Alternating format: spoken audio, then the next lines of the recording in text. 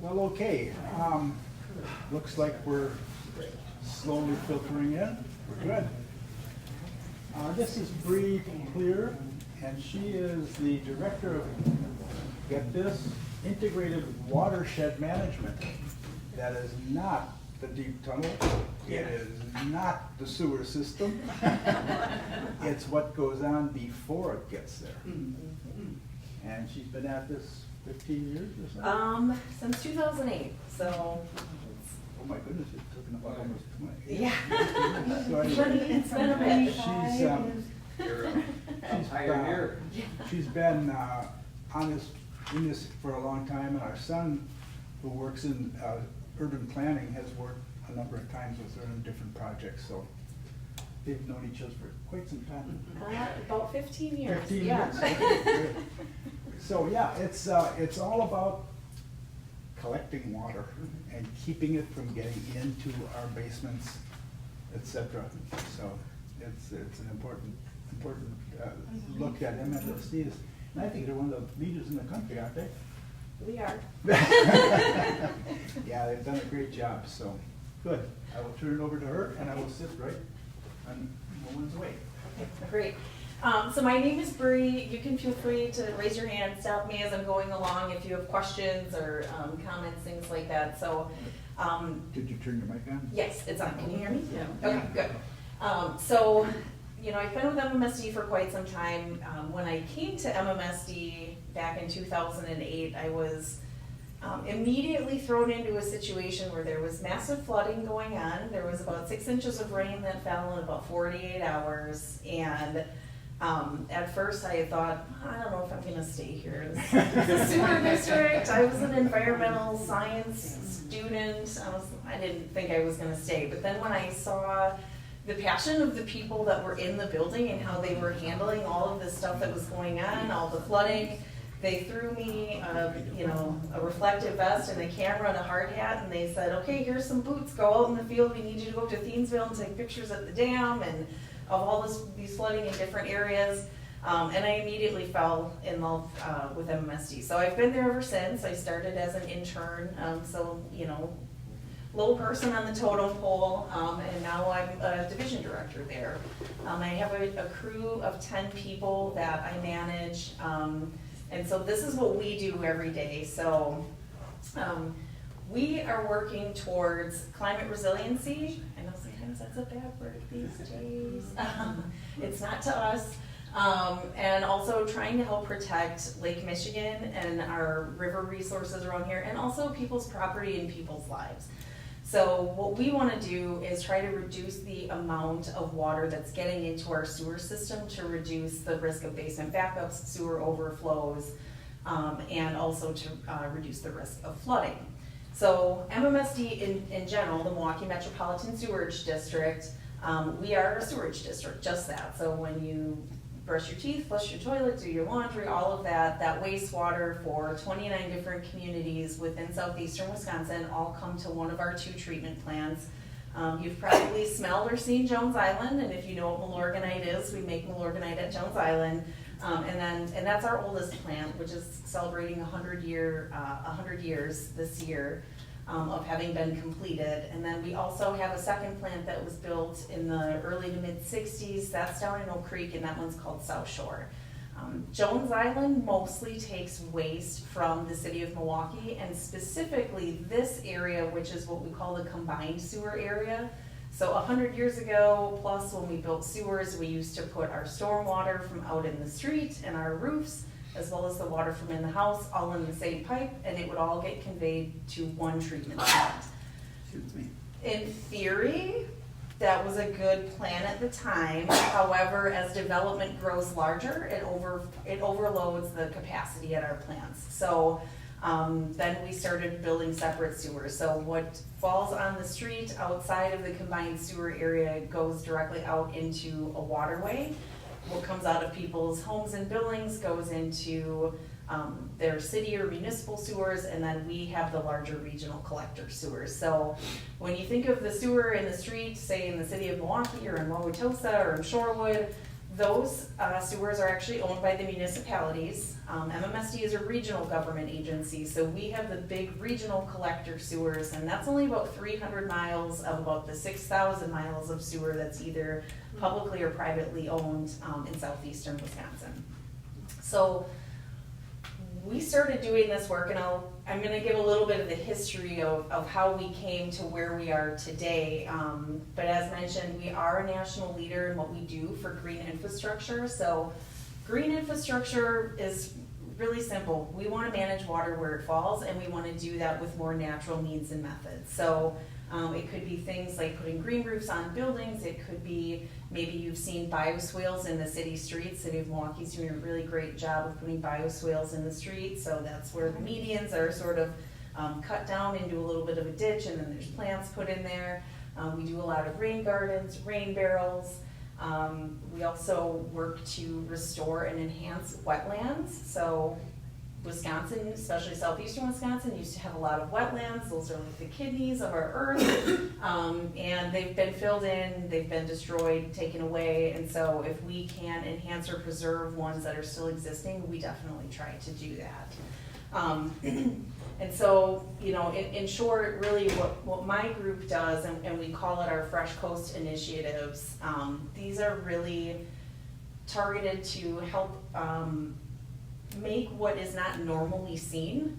So bringing this work to the surface so people see it, people understand it, because with the pipes underground, you don't see it, you don't think about it until there's a problem.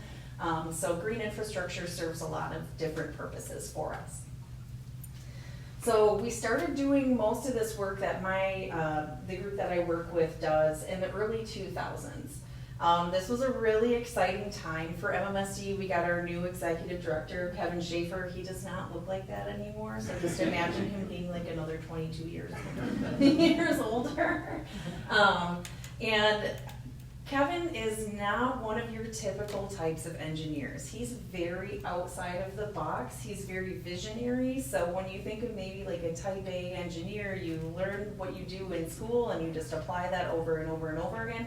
That's not how Kevin operates. And that's what makes him so special and has made MMSD so special. And I'm not just saying that because he's my boss. he really is well respected in the industry. And so in the early 2000s, we used to call it global warming, global climate change, those sorts of things. And so these terms were kind of coming around, and we were coming off a series of pretty serious flooding events in the late 1990s.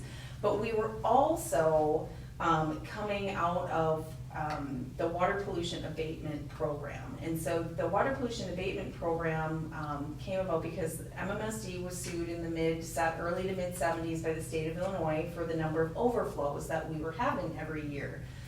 We would have an overflow almost every single time it rained, so 50 to 60 times per year, because the sewer system and the treatment plants we had just could not handle the amount of water that was coming off of the now hard land surface. So if you were around in Milwaukee in the early 2000s and you listened to talk radio, you probably heard Charlie Sykes talk about us and give out deep tunnel awards and things like that. We were really reviled as like one of the biggest polluters in the state. And with the close of the water pollution abatement program, we had made some pretty serious changes to our treatment plants, but then also what we call our conveyance system, so the large sewers underground. And that part of that was the deep tunnel, which we have 521 million gallons of holding capacity in the deep tunnel. And the deep tunnel is about 300 feet below ground. It ranges in diameter from 17 to 32 feet. So it's a really, really huge sewer. We've got almost like the Dell's ducks. You can drive in there to clean it out and things like that. Sometimes we gotta go down there and get all the floatables and things that collect in there. But in the beginning of the 2000s, when Kevin took over as our executive director, he was really having an uphill battle with the news media, getting people to understand what it is that we do, and that there was a lot of significant work that had been done in the previous 30 to 40 years since we had been sued by the state of Illinois.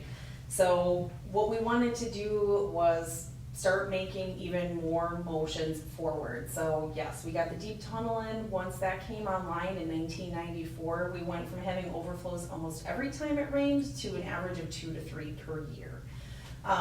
But in Kevin's mind, because the public perception of how this regional government agency was being operated and who was working there, he wasn't satisfied with that. So he started to kind of think about, where do we need to go next to be even better? And if the Clean Water Act says you need to capture and treat 85% of the wastewater that comes to you, we want to be way better than that. And we are. We are definitely one of the best in the nation, if not the best in the nation. We have a 98.5% capture and treat rate for all of the waste that comes to us, including the stormwater. So just sort of setting the scene with the context for this, we realize though, even with these massive improvements that we made at the plants and in the regional sewer system, there was still a lot of other work to be done. Development is still going to occur. We're seeing more frequent and intense rain events that kept hitting our area over and over and over again, and we were still having overflows. So one of the things that Kevin wanted to start kind of playing around with was looking at our watersheds and how the water flows within a watershed as an entire picture, not based on political boundaries, but if you think about the Milwaukee River watershed, it comes out here in the estuary and it goes all the way up to Fond du Lac. This is a huge watershed that has more than 700 square miles in it, most of that outside of our political jurisdiction. So we decided that we wanted to take a more integrated watershed management approach and not just work with those that were within our sewer service area, but those that were beyond that area, because the investments that we are making sort of at the end of the line are going to be greatly affected by everything else that happens in the upper reach of that watershed, because water comes downhill. So that's sort of how green infrastructure and this idea of going beyond what some people might think is our core purpose and mission has happened. So with Kevin, and I think in the early mid 2000s, sustainability started to become, I don't want to say a buzzword, but it kind of was. People started talking about it a lot more and looking at trying to leave behind something that was better than what was there before. And so when sustainability started entering like our vernacular at MMSD, we really wanted to do more that preserved and protected the natural environment through our projects. If you've ever seen Wilson Park Creek or the Kinnick River, we used to put concrete in these rivers and in these channels, because at the time the engineers thought, well, that's the fastest way to get the water away from people safest. Definitely not the safest way to do that. And it does nothing for water quality, nothing for habitat. So we're trying to now undo some of that work that was done previously. And so kind of thinking along those terms of what's happening in the lower reach of the watershed versus the upper reach, we started a program that was called Green Seams. So we put together a conservation plan, and really what Green Seams wanted to do was to look at protecting and preserving key pieces of land in the upper reaches of the watershed that had hydric soils, so water-loving soils like what a wetland might have, and that they were either right next to a stream or a river, or they were in areas that were feeding into areas that had maybe some flooding issues and things like that directly downstream. So when we wanted to, look at how can we protect these major flood and sewer investments we've put downstream, we had to look upstream to start protecting and preserving some of those lands. So like up in Mequon and Saukville and Fredonia, we needed to start kind of picking up some of those bigger pieces of land so that they can't be developed. And so it's not, at the time, we had to try and kind of fly under the radar, because that wouldn't have been something that would have been looked upon favorably as a government agency purchasing up all of these pieces of land and setting them aside forever. However, The great thing about green seams is that these lands get to be used for passive recreation. Some of them that have been purchased with the Knowles Nelson Stewardship Funding, people are able to hunt on them. And so they become a community benefit. They can be used by the community. Some of them have trails on them. They're fantastic for enhancing our biodiversity in our local region, which has been obviously severely decimated by our development. And then we went a little bit further. So green seams kind of kicked off. Yes? Are those spots mapped? Is there They are mapped. How to get using those spots? Yes. So MMSD has a website, MMSD.com. And on our website, there will be links for the Green Seams program. And there are maps that have the names, the addresses, locations of all of the properties that we have, and it'll tell you what you can do on those properties. So if they're huntable, if they have trails, things like that. There's some really, really, really nice ones in Map 1. I'm not just saying that because I live there, but like there's some really, really pretty ones that actually have like good walking trails and things like that on them. So I hope that answered your question. All right. Are they all public access? Yes, they are. Yes. Yep, so they were purchased with public funding, so they all become public access. Some of the funding that we get is from our taxation authority. Some of the funding we get, like I said, we've applied for Knowles Nelson Stewardship Funding, and that comes with its own set of things that you have to allow and things like that on those properties. And then some of it comes from philanthropic funding. And some property owners, they just donate their land because they want to see their family farm be preserved in a way where it's not just a new subdivision development, but it's going to be preserved forever, and then we take on the work of doing land restoration for them. So in 2005, Kevin decided that we were going to move towards a more sustainable set of operations. So we adopted our commission, which is our governing body. We have 11 commissioners, 7 of them are appointed by the mayor of the city of Milwaukee, and then 4 of them are elected through the ICC, which is an intergovernmental group with the suburban municipalities that we serve. So in 2005, we adopted our sustainability policy, and essentially what it does is it lays the foundation as the philosophy that our practices, our programs, everything that we do, we need to encourage and optimize the use of renewable, recyclable, or eco-friendly materials. We need to reduce energy consumption. We need to reduce emissions from the fossil fuels, and we need to have a positive impact on the region's economic, social, and environmental resources while maintaining a high quality level of service. And the reason that this policy became so important is that it essentially guides all of the capital work that we do and all of our operations daily at MMSD. And so now it's really just a core value of what we do and an operational philosophy. And then we got even deeper into this. So by the time I entered the picture at MMSD, the 2035 vision hadn't been adopted, but it was being drafted, it was being thought of, because there was the Kyoto Protocol, there was a lot of discussion on what people around the world were going to be doing to help ensure a better future for our children and for the environment. And so I think, by the time that 2010 rolled around, when the 2035 vision was adopted, in the front of Kevin's mind, it was, what am I gonna leave behind here, and what am I gonna put in place so that when I'm not here, this work continues?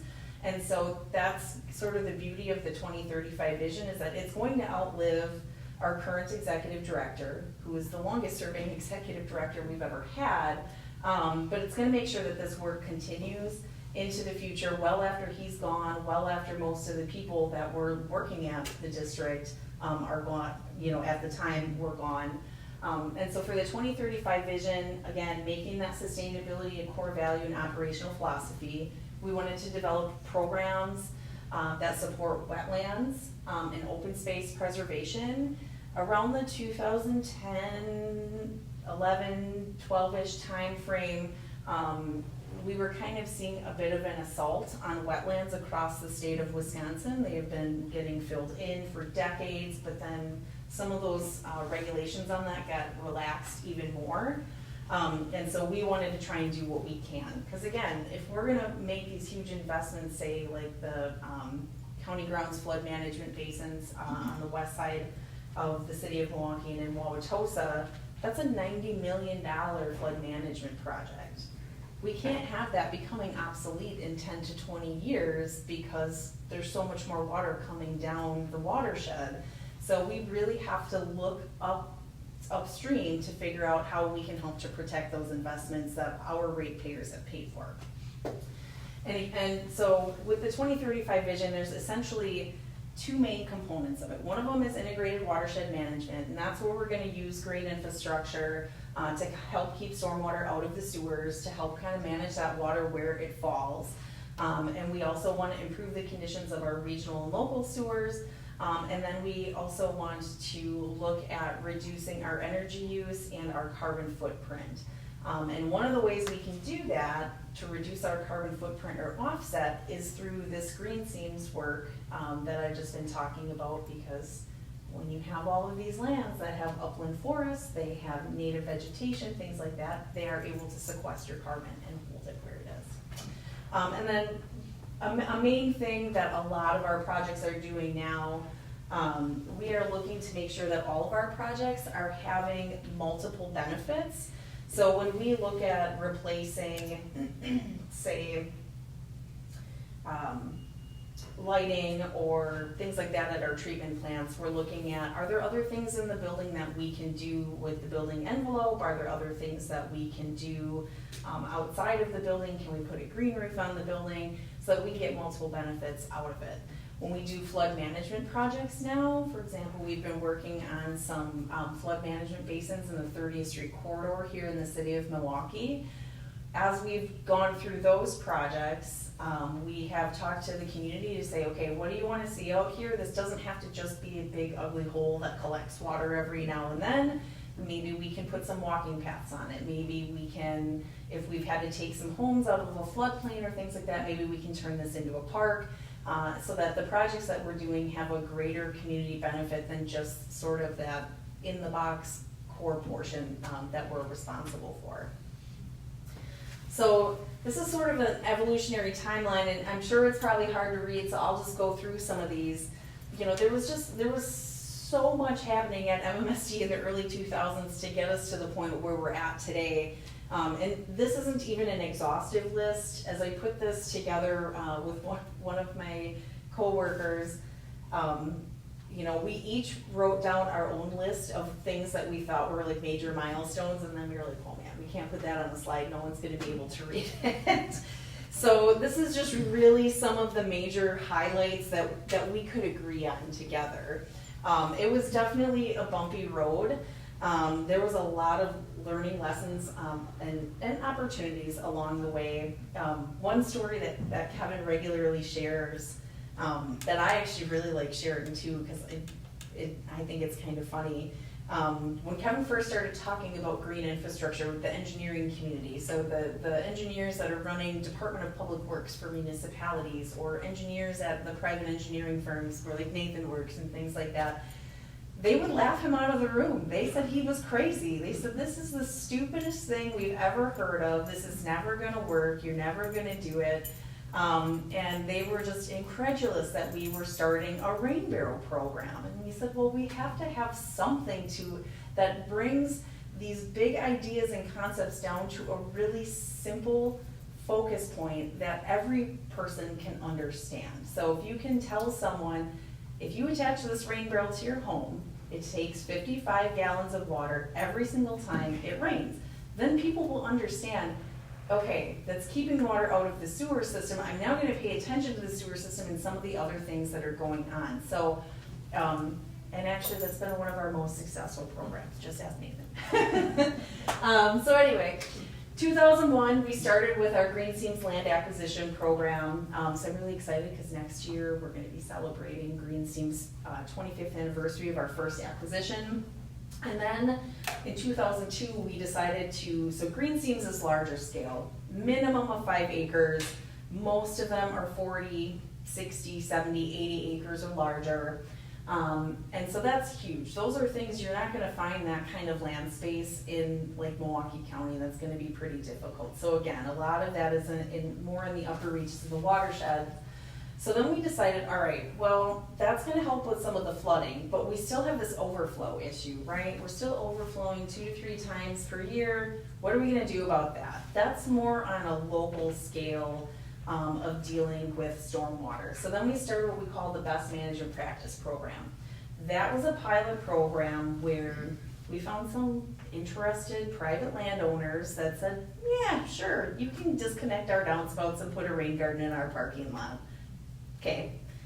And we did. We paid for it, we put them in, and then all of a sudden people started to see that and they got really interested in it, and then more and more people were asking about it.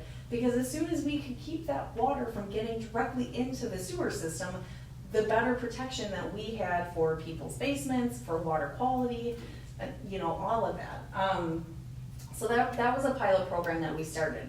And it was mildly successful. There was definitely a lot of learning lessons in that. Like, don't put a rain garden in a parking lot of like an auto parts store. The people that work there probably aren't gonna take care of it, so probably not the best investment place. And so we have a much more formalized application system now to provide funding for projects like that. But then in 2004, Kevin met a woman named Joan Giuliani at Molson Coors, or Miller Coors at the time. So Joni was their sustainability director, and she said, I got all these big giant plastic barrels sitting here, like, is there any, like, do you guys have any use for these? And we said, yeah, you know, we can make rain barrels out of those. Okay, so we hired the Milwaukee Community Service Corps, which services at-risk youth, to build these barrels for us. They'd go pick up the 55-gallon plastic drums from Molson Coors, bring them back to their workshop, they'd drill holes in them, they'd put the spigots on them, and then we would run workshops, and we would tell people how to do it. But when building the prototypes, we didn't realize like how fast this was gonna take off, so we couldn't keep up with it. And in the basement on people's lunch hours at MMSD, if you can imagine our executive director in the basement in a full suit, you know, drilling holes in rain barrels and things, it's kind of a funny thought in my mind. It's just, it really took off. And we still do workshops. We did 16 workshops on rain barrels last year. We had more than 500 participants. We do a lot with Milwaukee Public Libraries and things, so that's continuously grown. And then I mentioned the sustainability policy that came in 2005. 2006, we connected up with the Graham Martin Foundation and a native plant growing operation called Agricol, and we started the rain garden plant sale. So this was to encourage people to start using and reintroducing native plants into their landscaping in their yards. The reason we want people to use native plants, they have super, super long root structures, and they can break up this really hard pan clay soil that we have here, and then that creates these pores in the soil where the water will naturally sink in rather than sitting on top like we see pretty much everywhere else. And so we've been doing that and continuing to do that ever since. So next year will be 20 years that we've been doing the rain garden plant sale. Then there were several questions about green roofs. We had a program specifically dedicated to installing green roofs from 2010 to 2015. That kind of preceded the mashup between the green roof program and then the stormwater best management practice program just being combined into one. We had to, make more efficiency out of this. Yes? The rain barrels, are they painted really nice? Some of them can be, so some folks do paint them. We aren't taking the 55-gallon plastic drums anymore from Molson Coors because there's actually a pretty hot market out there for these in the recycling world, I guess. So what we do now is we purchase rain barrels from a supplier that's called Earth Minded. And so they make the rain barrels with 85% recycled plastic content. They come prefabricated for us, they come with a kit, everything. So if you wanted to paint one, you can. Some people choose to, some don't. They come in all. My daughter lives in Geneva, Illinois.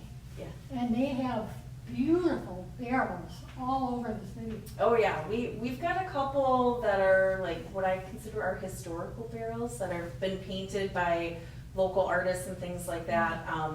Every summer we have a local artist out of Whitefish Bay. Her name's Mal Arians. She paints barrels for us for the neighborhood outreach programs we have. And so our interns take those barrels to every single event they have because it has the community's name on it, it has a theme. You know, they're really nicely done, and then usually at the end of the summer, we'll raffle off that painted barrel for somebody that lived in that community, so. Yeah. All right, so Green Roof Initiative. Lots of green roofs in the city of Milwaukee. You wouldn't necessarily know because you're not seeing them all the time, but there's one in the DPW building downtown. I think somebody mentioned the one at the hospital over here. Rockwell Automation has a ginormous one on the building that has the clock, the old Allen Bradley clock tower. The one that was on that photo earlier, that was at the 88-9 building. MMSD, we have one, of course. And so green roofs, a little bit more expensive, a little bit different type of involvement in engineering and things like that needed. So at the time, they had their own program. But in 2012, I said, okay, this is too much. We don't need to have two separate programs. Put all the funding for both the green roof and everything else all under one program. Let's have a formalized application process where public or private property owners can come and say, hey, I have this idea for a project. I'd like to get some funding from you. Here's what I want to do. Here's how much water we think we can hold. What do you think? And then we go through and we score and rank those proposals. Now, over the last 12 years, that application process has really come down to a science. We've started using a program that we've put together with some climate modelers and with stormwater modelers so that when folks give us their project ideas, we enter their address into the computer system and see exactly where that project's benefits might hit things that we're interested in, which is really super cool. And then, one of my favorite programs, is this is one that I started, oh yeah. Could East Castle get money for a roof program? Absolutely, yes. So that program opens for application every January and the application period closes in March. So there's some people in this room that know how to get a hold of me and ask questions. But yes, absolutely. Neighborhood outreach. So this was a program that I saw as a need. We were getting a lot of applicants coming through for the Green Infrastructure Partnership Program, but it was just a lot of the same. We had a lot of developers coming in, they had stormwater rules they had to meet, which is great. Working with developers is actually really great because they get their stuff done on time, they do what they say they're gonna do, it's wonderful. But we weren't getting necessarily the public traction that we wanted, and we knew that we needed folks, especially those in the combined sewer area, to start disconnecting their downspouts. So if your home was built before 1954, your home's downspouts would be connected into a foundation drain, and then that water would be coming into the sewer system. So we wanted folks to disconnect those downspouts and get that clear storm water out of our sewer system. So what we wanted to do for that was, I said, well, we gotta have a grassroots effort on this. We're gonna have to go one-on-one with residents, because who cares about the sewer district? Not, like, people are like, flush my toilet, it goes away, I don't think about it ever again.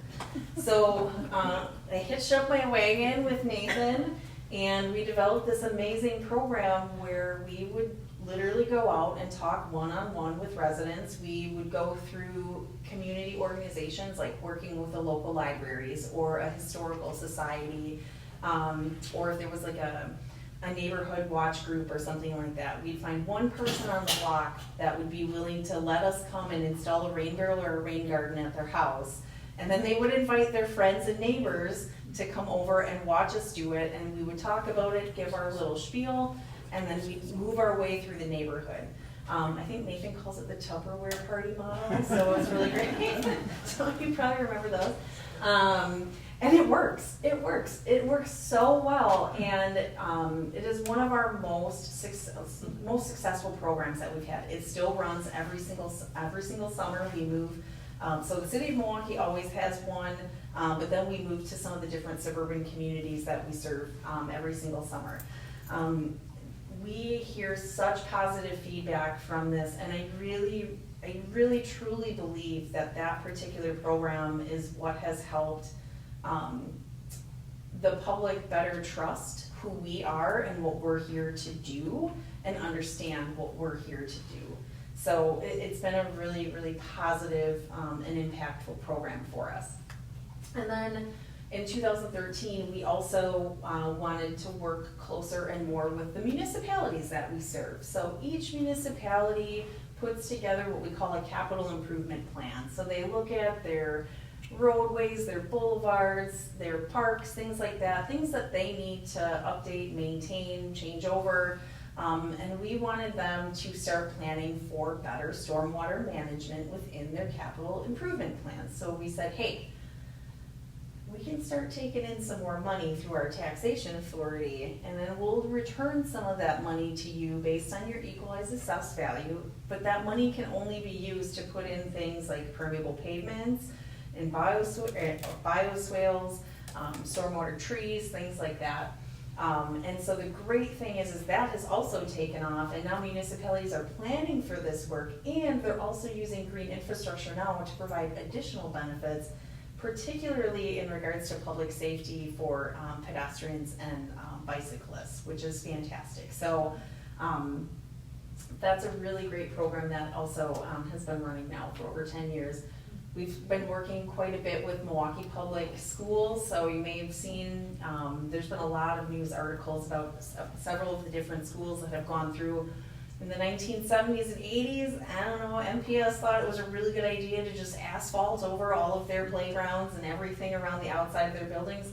Well, that does nothing for us in terms of stormwater, and it also provides nothing but a hot, dry, uninviting piece of pavement for kids that live in the city. So we worked with MPS and a local nonprofit called Reflow to put together a green schools guidebook and plan. And so with that, now we have a green schools program where every single year 5 new MPS schools are pulled into that program, and they get planning and design on how we're going to make their outdoor space more inviting, more stormwater friendly, healthier for kids. And then also provide environmental educational opportunities for environmental literacy. So I didn't even know that was a term until about like 5-6 years ago. But eco-literacy is a huge thing for kids, especially those that are growing up in the urban environment, because you're maybe not getting those experiences of going kayaking or canoeing or going to a forest or things like that. I can't tell you how many times I've gone into school classrooms and in MPS, and so many of the kids have never been to Lake Michigan. They don't even know that it's there. And so that just like blows me away. I'm like, it's like 2 miles down the road from you. Like, this is crazy. And so it really helps to kind of open up that whole world to a bunch of folks that may not have those opportunities otherwise. And then we decided, all right, so we had put together a green infrastructure plan in 2013. We said, we want to make sure that we're capturing that first half inch of all the stormwater that falls in our service area. Well, that's 740 million gallons if you calculate that out. It's a lot. How are we going to do that? Well, we really needed to start ramping up the amount of green infrastructure that we were putting in, and all these other smaller programs that we kind of had along the way were doing a really good job, and they were really successful, but it was really small gallons. So, you know, if you've ever seen like the Salvation Army with their thermometer that goes up, ours was like just a little like sliver in the bottom of them. Like, I don't want to put that on the website. That's not very impressive. So then what we started to do was we had to think bigger. What are we going to do? How are we going to do this? My group is really small. There's only 10 of us, and back in 2018 there was 5 of us. So it's been a rapid expansion in the last 6-7 years, but it's also been, you know, we're still a really small group of people to be able to do all of these projects. And annually we spend about $50 million a year between the 10 of us getting these projects in the ground. So what we wanted to do that, one, who's a huge landowner that has a ton of hardscape in our region? The DOT, Department of Transportation. So we're like, yeah, we need to go work with those folks over there. Well, those engineers love their pavement. They want everything to be paved. They want as much salt as possible.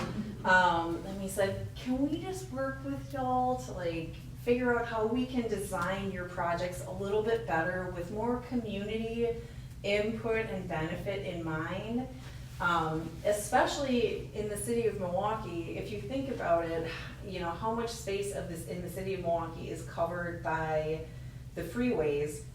And it's all of us that are driving, like I'm driving from Mequon and I'm not like, I'm just driving through, you know, so we're, you know, I'm not adding to the community's equation when I'm on the freeway and things like that. So they said, okay, sure, let's come up with some ideas. So initially they gave us some money to just find projects to do. And we said, no, we want to do this with you. We want to do this with you. So the Marquette Overpass project was the first green highway overpass that we did. You'll probably remember that one. It's across the street from the intermodal station downtown. There was a large homeless encampment there. And leading up to the DNC in 2020, everyone wanted that cleared out because, you know, those problems don't exist. So we said, all right, well, let's figure out what we're gonna do down here and how do we make better connections in the community for this. So we worked with Milwaukee County. They had their homeless outreach task force come through, work with the individuals that were living in that encampment, helping to get them permanent placement or helping them to get, you know, whatever sort of rehabilitative services or other social services that they needed. And so then we started going to work with the design and the planning, and we said, well, Marquette is over here, the third ward's over here. How do we make some of these connections better for foot traffic? How do we make this safer? How do we get the water off of the freeway? Because there's a ton of water coming off the freeway. It's dirty. Where do we go with this water? How do we do this? And the DNR's new facility is gonna be located right over here, so we kind of wanna make this like a spot that people come and see. So the Marquette Overpass project was born, and then it went really well. It went really well, it turned out well. 5 government entities played really nicely in the sandbox, which is not heard of normally. And so, you know, we said, okay, let's do another one. So then we moved on to Beecher. So that's Beecher and 4394. And then we did Mineral, and now we're working on the Port of Milwaukee, and the next one coming up is Holt. So I don't know if you've seen the Holt Avenue one, but that also has a huge park and ride there that is currently shut down. So we're gonna be removing about half of the asphalt space for that park and ride and turning that into green space that can take super, super polluted water off of the freeway, filter it out, and keep that out of the sewer system. So really awesome there. And then we went to community-based green infrastructure. Those are more public-private partnerships.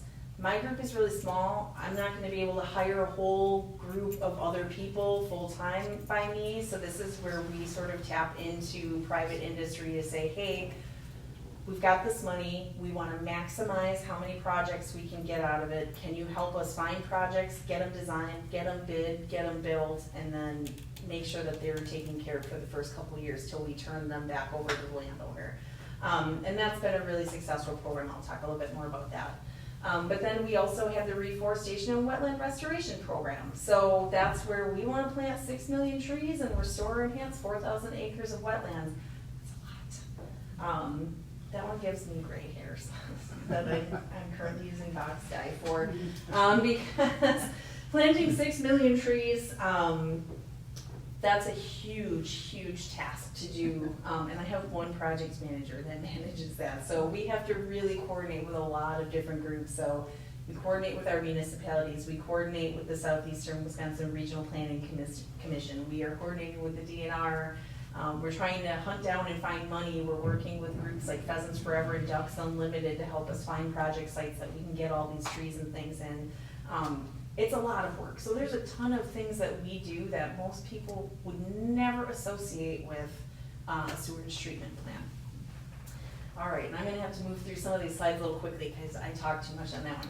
So the rain barrel and the rain garden program, if you build it, they will come, and come they did. So again, you know, this was a positive manifestation of Kevin's, and so with these programs, it was one of those things where Kevin's getting laughed out of every single room by engineers in the region, and we said, we don't care, we're gonna do it anyway, and you think we're crazy, and again, this is what really gets people involved and understanding of what we do. So just, again, this is to help people understand that we are doing this work, we want to be a part of the community, we want community feedback, and every single person that lives in our region has a role to play in helping to manage that water where it falls and protect Lake Michigan and our other water resources.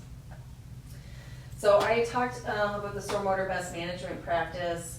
Again, this was a mildly successful program. We had to do a lot of change-ups. Those are the failed rain gardens at the Frank's Auto Parts. Again, a lot of lessons learned. These are things that help to shape our programs moving forward into the future. And at the time that this program was happening, the division that I currently manage did not exist at the district. So we just had sort of a random smattering of project managers pulled from all different areas managing these projects in a sort of disparate way. And so once we finally got an actual division that was sort of set up to just do this, things started to move in a much more positive direction. The Regional Green Roof Initiative. So I'll talk a little bit more about this because folks seem to be interested in it. This is Rockwell's roof down here on the bottom right. The top where they're sitting on top of that roof, that's at the Mequon Nature Preserve. That's a really interesting roof. There's like bags of soil that have the sedums and things planted in them. And then this one over here with the sheep on it, that is Silver City Townhomes.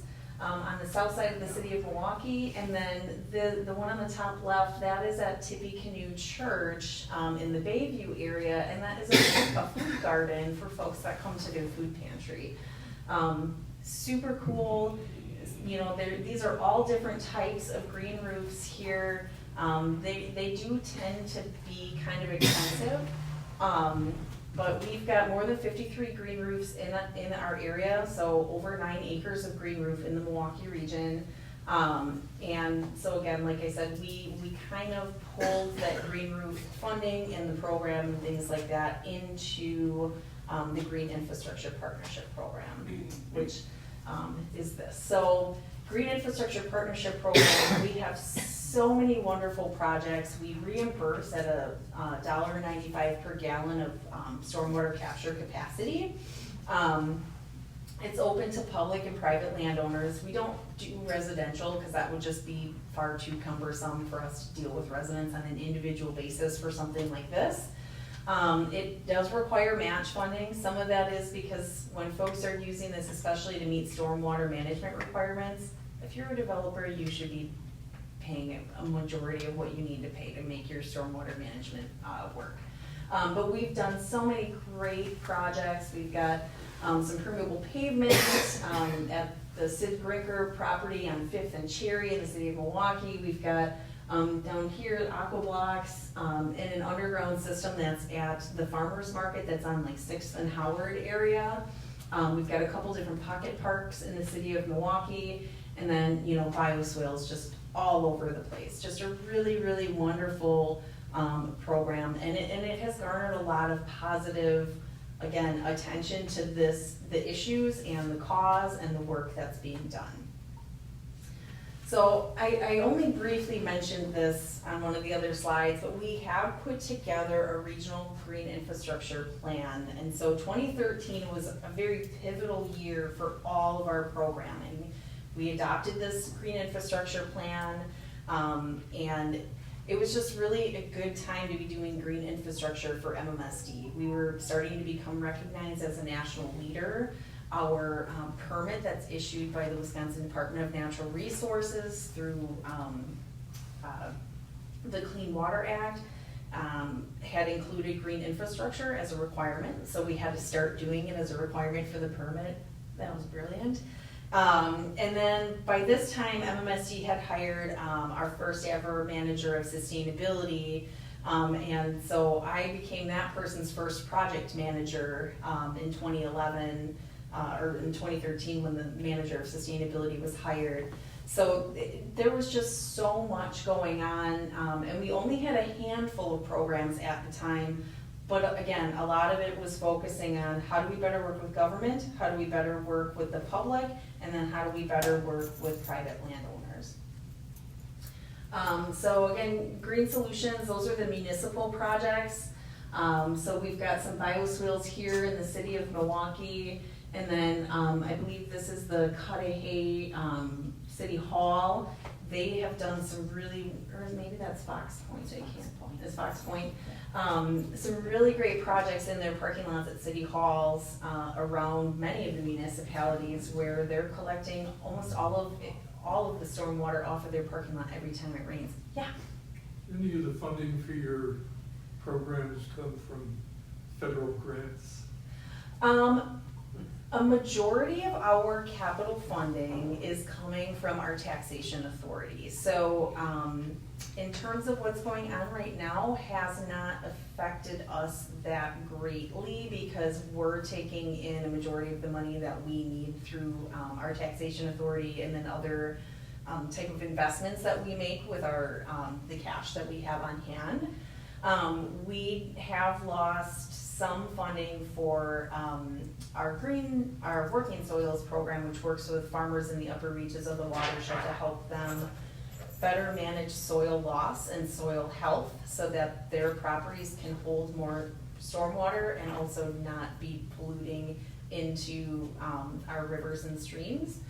But fortunately for us, we have not lost a ton of funding as of right now because again, most of what's coming into us is through our taxation authority or is coming in through user fees. So in the city of Milwaukee, and I think this is true for all the other members that are in Milwaukee County, is that your sewer bill is commensurate with the amount of water that you use. So the more water you use, the more your sewer bill goes up. So those are user fees, and those help fund our operations.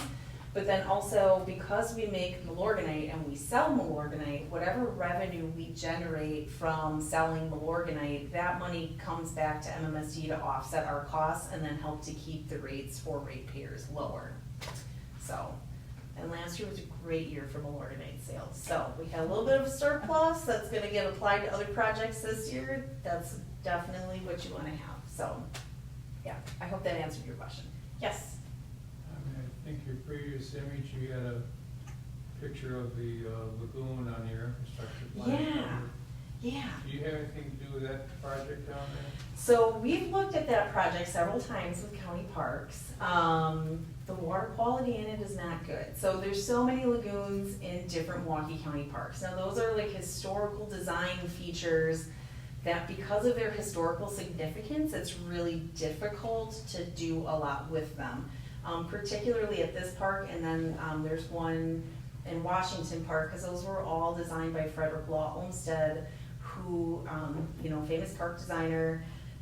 So there's not always a ton that we can do to necessarily improve the water quality of what's in there. So what we've tried to do with Milwaukee County Parks is set up green infrastructure in areas before the water gets into the lagoon to try and make those a little bit cleaner.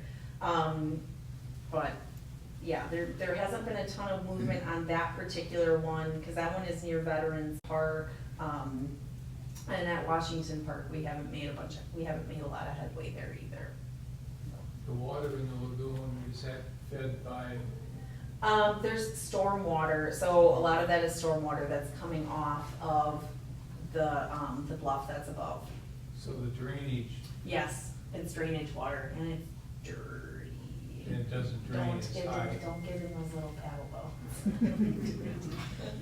See, Don't keep get the out. fish in there all the time. Yeah, I don't need the fish out there either. I'm sorry, did that answer your question then? Yeah, I just, they've done a lot of cutting down there, and I just wondered what that was all about. So Yeah. that's not your department.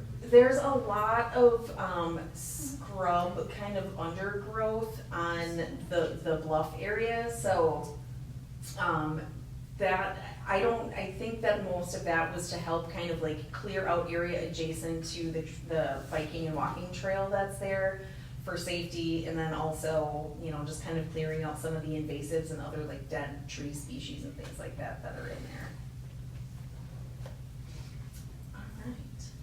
Okay, and then my favorite stuff, meeting the public. Oh, look, there's Nathan right there. So again, neighborhood outreach, this is some of the most fun programs we do. We've gone and we hire 7 to 10 young people that are in college that are interested in doing this work every single summer. They go out, they are the fresh, cute, fun, excited faces that are out talking to the public and installing their rain barrels, and they do a really great job at it. There's me about 5 months pregnant in the brown shirt digging a rain garden at 27 the Capitol. All of my kids were there. Yeah, so it just really, really great to build residential support. It helps us build support amongst our elected officials as well, because the residents are happy and therefore the elected officials are happy. And we are using these to connect to larger projects that we do to get folks to come to some of those public meetings and give us input on what they want to see from some of those larger projects. Green schools, I know the type on this is really, really small, but just know these are amazing, amazing projects. We have more than 29 MPS schools have been completed. It's a 3-year process that each school goes through. So they start with a year of conceptual planning, they have a year of fundraising, and then there's the year for implementation. So you can see the difference. So this bottom photo here, that's Maryland Avenue Montessori. Well, the top is the before, so just complete sea of asphalt, and then the bottom is what the difference is, where there's now grass and wood chips and trees and things like that. Just a huge difference, and just so much more inviting for not only the kids that use the school, but just the surrounding community that is there. Yes? Yeah, that's wonderful. And if you look at the list of schools that have been done, they're like specialty schools, the deaf, the this, the that, whatever. And then you come to something like Hopkins Lloyd in the Central City. They say, we don't have any parents to do this, we can't do it. Now, I know now's not the time to do it because they're closing schools, but how do the schools that don't have the bandwidth to do all that stuff? So that's a great question. About 5 years ago, MPS hired its first ever sustainability manager. And so what that person's job is to help to coordinate what they call green teams within the schools. And that nonprofit Reflow that I mentioned also works with Milwaukee Public Schools. And so they put together what's called the Green Schools Consortium. And they also help to kind of build those green teams so that if, say, there isn't a large amount of like parent involvement or whatever, we can find other community groups that may be interested in helping to lead those charges, teachers or administrators. And so the process to get into the Green Schools program, schools have to submit an application, and then they have their students come in and they make a pitch about why their school should be selected as one of the 5 every year. And we're gonna end up going through every single MPS school until they're all done. So we're just gonna keep going until they're all done.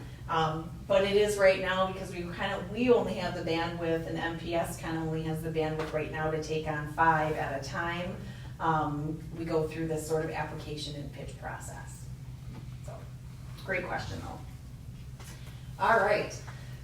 Couple other weird things that we've been working on. So all of these programs and things that we do, we collect a lot of data off of them, okay? I work with a lot of engineers. They want data.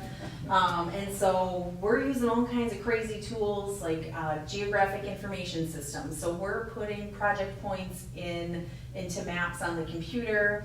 And what we've done with some of that is to help us maintain the projects that we've put in. We have field tools where you might take like an iPad or a tablet out in the field. You can check the projects. There's drop-down lists to say, oh, it's filled with trash, it's got lots of weeds. And then we can submit a work order to either the property owner or to one of the intern crews, things like that, to go out and clean it up. And then we also, just like our gray infrastructure, so just like our pumping stations and things like that at the treatment plants, we have an asset management system for our green infrastructure. Every single piece of green infrastructure that we build gets added into our asset management system so that we can calculate how many gallons we're holding at any given time, or the capture capacity, excuse me, at any given time, how much money we've spent on it, what types of projects are going in the ground. It's just been a really, really great way to sort of revolutionize what we are doing in my group.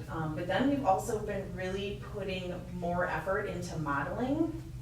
So there's a lot of climate modeling that's been going on in recent time. And so we're trying to use modeling as a way to say, look at intense storms from the last 20 years and say, okay, well, if we only have this much money, where should we put, where should we prioritize that investment of money to have the biggest bang for our buck? And that's what we're using modeling for right now. And then I mentioned these larger programs, this community-based green infrastructure. This is where, we have a contract with a private partner. They have designers, they have community outreach folks, they have construction management folks. And so they are helping us to better target our implementation with some program goals. They are helping to collaborate and deal with some of the real estate handling. And they also can make projects much larger than we can. MMSD hasn't had an in-house design team since probably like the mid-1980s. So a lot of this work typically gets hired out to private engineering firms anyway. But this is sort of the go big or go home. If you're gonna achieve the goals that were set up in the Regional Green Infrastructure Plan and the 2035 vision, we kind of got to have this whole arm of other people out here, this army of other people out here that are going to find projects, get people interested, and bring them to us. What were those projects? Sure, so the ones on here, the one on top, that one's actually in River Hills. Now, you might not think that it's necessary to put green infrastructure in River Hills where, the minimum lot size is like 5 acres. But this is what was called the Ader Farm, and it's off of Brown Year Road.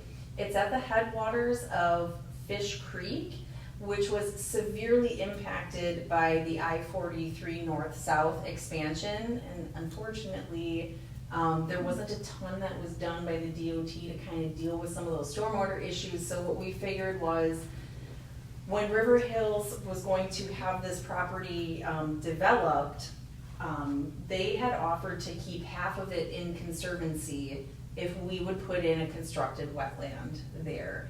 And the great benefit of this site being at the headwaters of Fish Creek was that there was already existing remnant wetlands that were there. And so the farm stopped being farmed.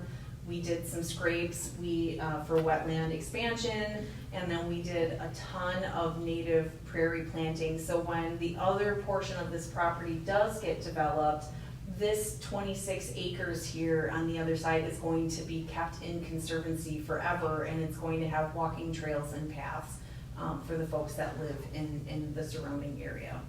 And then that bottom one, that's a really cool project. So that's underground storage. That's actually underneath a parking lot off of, it's called the Loomis South Shopping Center. So it's where like Loomis and 27th Street are.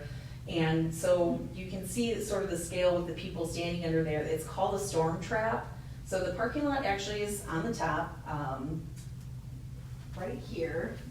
So on top of this whole situation, the parking lot went on top. So when water falls on the parking lot, it goes into the inlets like it normally would, but it gets stored underground here. And then what they can do is they pump it out at a much slower rate to be released into the waterway later on. So it allows some of those like parking lot solids and things like that to settle out. And this was a really great idea for this site because there wasn't a lot of available land space, and the developer really wanted to maximize how far they could develop out on their lot. So by them putting this couple 100,000 gallons underground, they were able to maximize the development on their lot while also still maintaining the stormwater where it's falling there. So kind of a neat and revolutionary idea. I mentioned our green highways. Again, you probably hear a lot of stories about different government entities not playing nice in the sandbox or effectively together. These projects have been really wonderful and have built some really good relationships between the DOT, MMSD, City of Milwaukee, Milwaukee County. The picture that's on here, this is under the Marquette overpass. So this is part of the bioswale. There's a little bit of public art down there. There's an open plaza where I think food trucks kind of post up in summer. So when folks are coming out of the intermodal or out of like the DNR's building, things like that. Just a really great place to kind of be. And it activates spaces that otherwise just sort of seem like desolate deserts in the middle of the city. And also safety concerns and issues. Green seams, we talked about this. We have more than 140 properties that are permanently protected. The number on here, I didn't update that, but we have more than 6,000 acres of land in southeastern Wisconsin that have been preserved. We have almost 1,000 acres of land that have been restored. We're working on increasing that acreage by about another 2,000 within the next 10 years of what's been restored. We do a lot of tree planting. There's a lot of breaking of drain tiles, especially if the sites were formerly agriculture.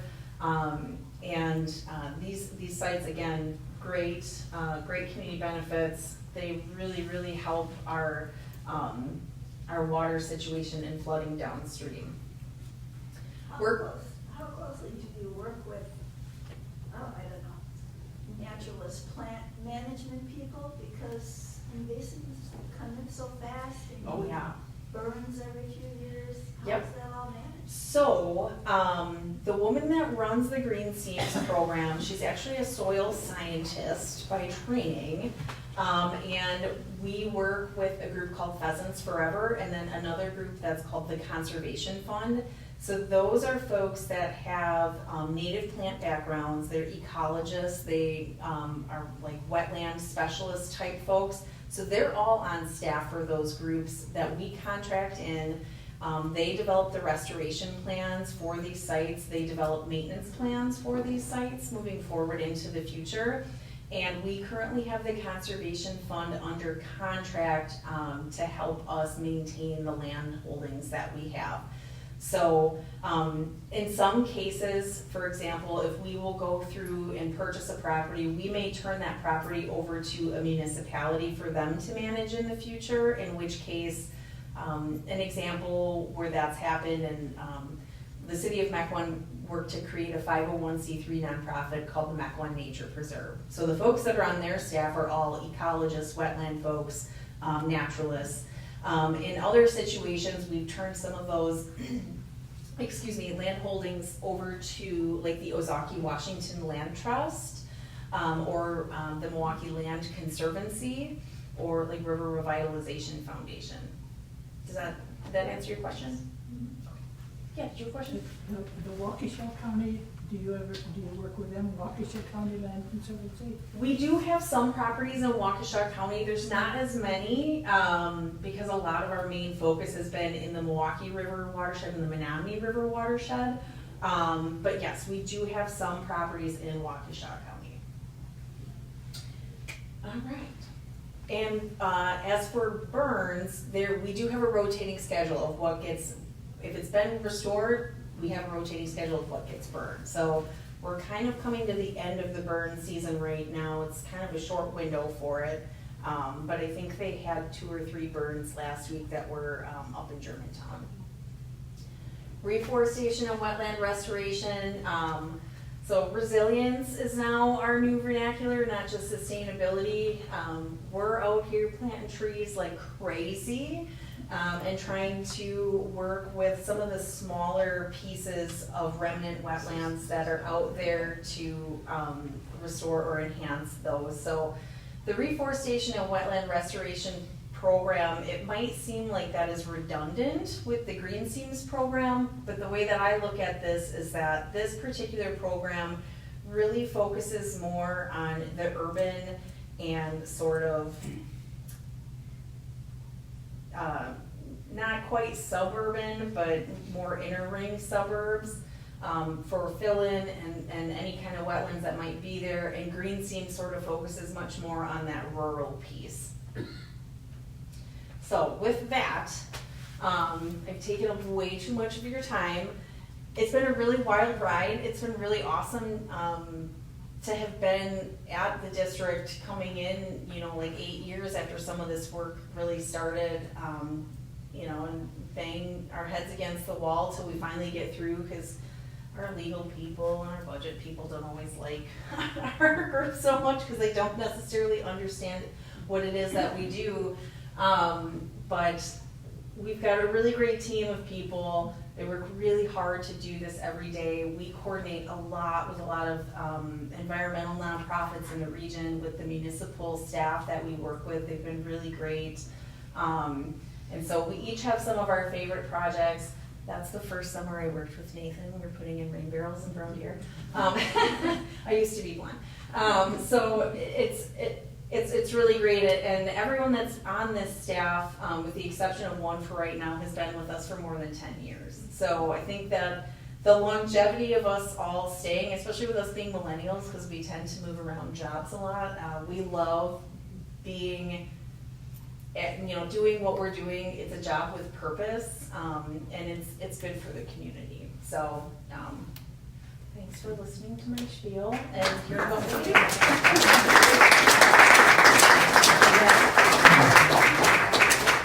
Any other questions? Are you basically happy with the outcomes of most of these projects? I mean, are they proving to be financially sound and? Yeah, you know, I think the outcome of it is this. So we're seeing, it's interesting because there's times where we may have had overflows in the past that we're not seeing, like similar storms that are coming through now, we're not seeing them.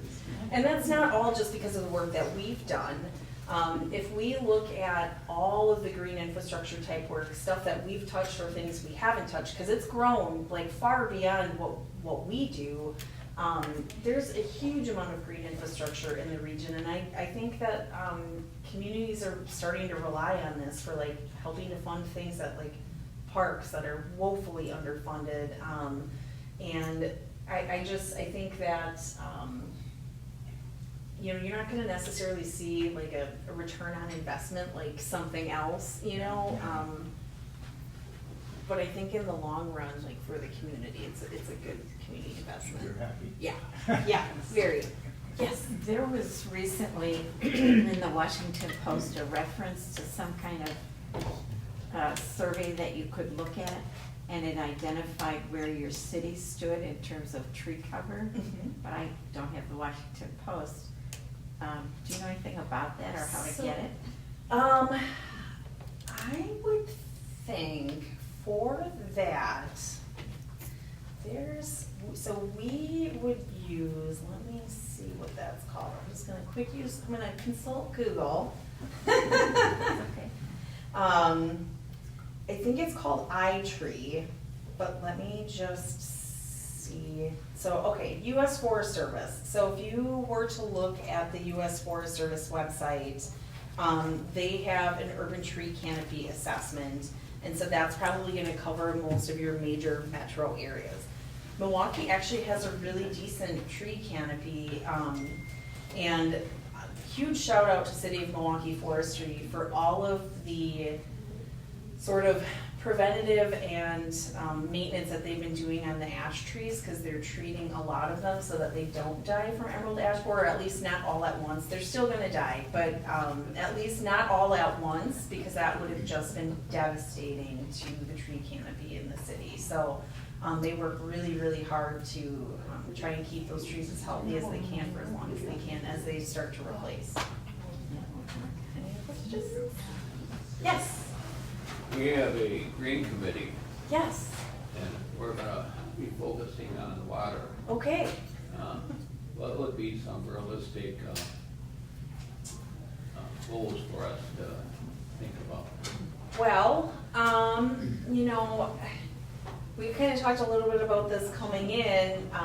You know, being that this is a historical site, I don't know necessarily how much you may be able to change. There could be some simple landscaping things that could be done, like incorporating more native plants into your landscaping. Maybe, maybe not. If you do that, the one thing I would recommend is not too many different types, so that it's easier to maintain. It keeps more of that sort of normal aesthetic look.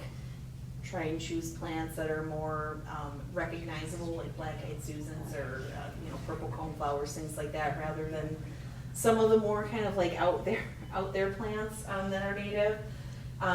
Something else that could be done too, you know, I didn't really get a chance to look at like the side driveway, but as I was coming up, you know, if that stuff ever gets redone, maybe there's an opportunity for permeable pavers or things like that. I think I brought it up once. Park underneath it. Yeah. Well, you know, yeah. So there's a host of different things. Again, this site is pretty built out, so there's not necessarily a ton of not knowing structurally or even like historical wise what could be done on some of the roofs of these buildings.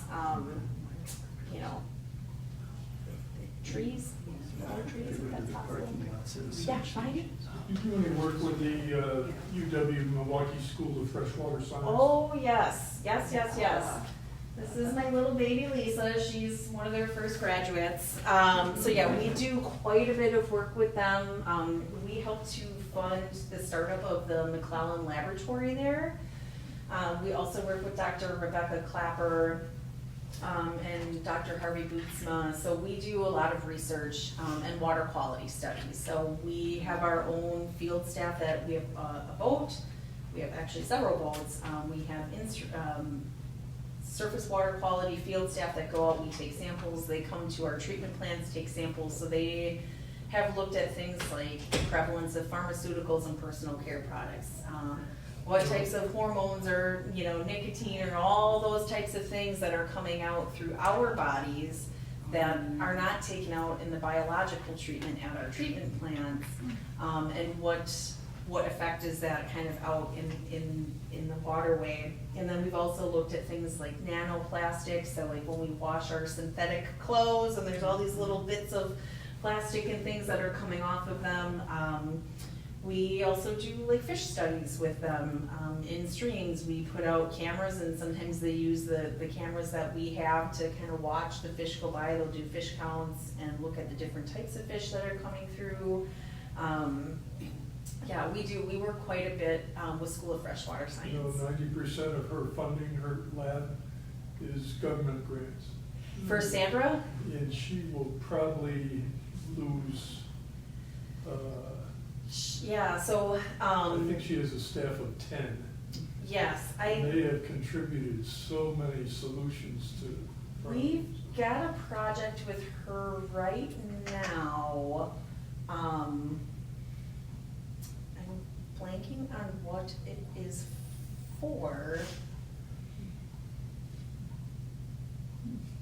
I can't remember off the top of my head, but one of the things that we work quite a bit with Dr. McClellan on is some of these sort of emerging contaminants that are out there, because if there's gonna be regulatory changes, we as a government agency, like, we have to stay ahead of that from what may come down from our regulators. So we're looking at all kinds of different potential changes, like things with like PFAS is a huge topic right now. So those, you know, we've had PCV studies, like I said, during COVID, she was taking samples from us, looking at the prevalence of COVID. They've been taking samples from us, looking to see if we have bird flu coming through in our treatment plants, things like that. So a lot of really good cutting edge work that comes out of there. So we do work quite a bit with them. We do work with Marquette. We do also quite a bit of work with UW-Madison as well. Where is that picture with solar The solar panels. panels? Yeah, That's a good with the green question. roof. That's interesting. Well, the home bridge is in the background. I'm thinking that that might be on top of the UCC, it's the United, I think you might, Urban I think you might be right. yeah, I think that's the top of the UCC. United Community Center. It's in the. So that's on the south side, Walker's Point area. Yep. That's what I'm thinking. It's a nice combination with, Yeah. with the ground cover Yeah. and the solar, very nice, Mhm. yeah. Okay. Good. Pretty good. Thank you very much. Yeah, well, thanks for having